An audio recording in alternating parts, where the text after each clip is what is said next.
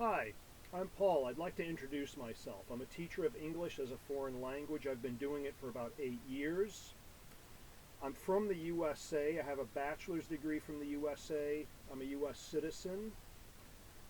I started off in China years ago.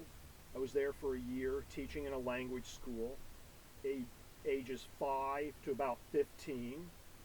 And then I came to Hungary and I was teaching here for almost 7 years in a gymnasium, in a secondary school. It was rated as a very good school.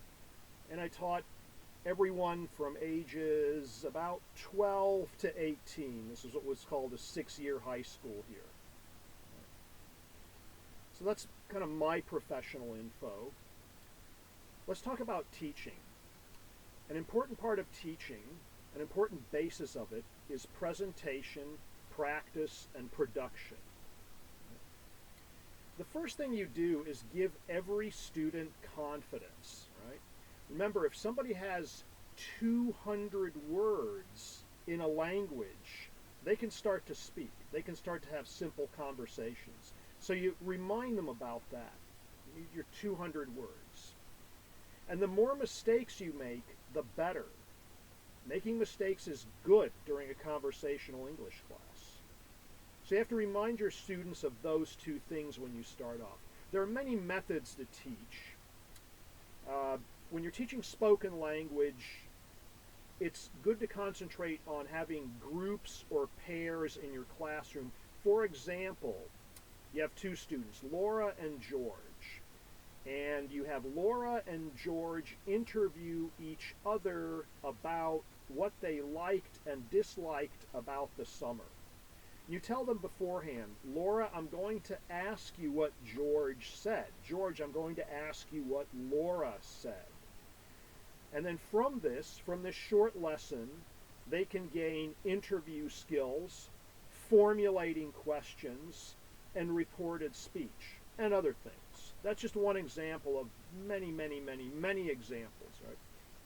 How do you break the ice with different levels of students?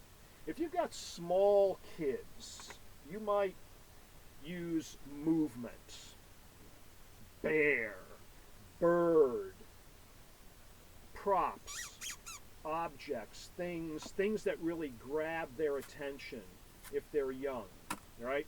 If they're young and they're beginner. Now, let's say they've moved up to the elementary level. And you might try something like this. This is the noughts and crosses tic-tac-toe. And you form teams, but in order to put your cross or circle there, you have to put it in a sentence. In fact, maybe a team has to make 3 sentences. Maybe a team has to use more than one of these words in a sentence. So you really challenge them. Then move up to pre-intermediate. Let's talk about that. Maybe an icebreaker might be everybody gets a little piece of paper. They write something on it. Don't let anybody know. Give it to the teacher. And the teacher reads maybe 1 or 2 at the beginning of class. What did you do all weekend? Tell me what you did tell me what you did on this weekend. Okay. So you might get different answers. Just bored all weekend. Went to the cinema. Rode my horse. How well do you know your classmate? That's what that measures.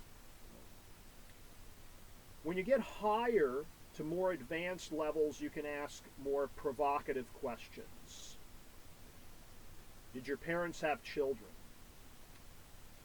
What % of the world's population speaks English as a native language? It's 6%. Okay, so listen, this is a short introduction of me and my teaching and how I believe we should do it. I want to thank you for watching, and I'll see you soon. Bye-bye now. Looking forward to meeting you.